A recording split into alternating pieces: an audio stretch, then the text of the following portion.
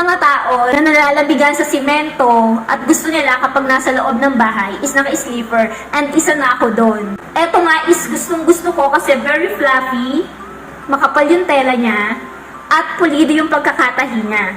Unlike sa mga nabibili natin na mumurahin lang na disposable, eto, pang matagalan mo na itong magagamit, B. Tingnan nyo naman yung quality nito, kagandahan nga dito.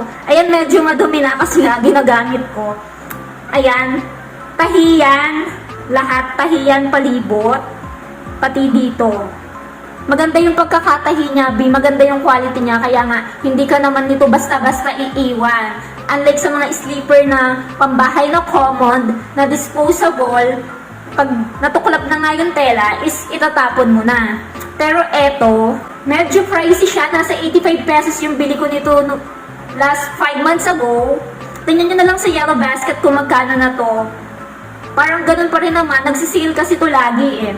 Pero kapag hindi to sale, nasa 115 ata yung presyo talaga nito. Kaya abangan nyo kapag nagsisale guys. Sulit na sulit kayo dito, lalo na kung isa ka sa katulad ko na hindi pwedeng walang tsinyela sa loob ng bahay. Kung gusto mo nga rin ho nito, lagay ko na nga lang ho ang link sa Yellow Basket. Thank you for watching, kating-ting! Bye-bye!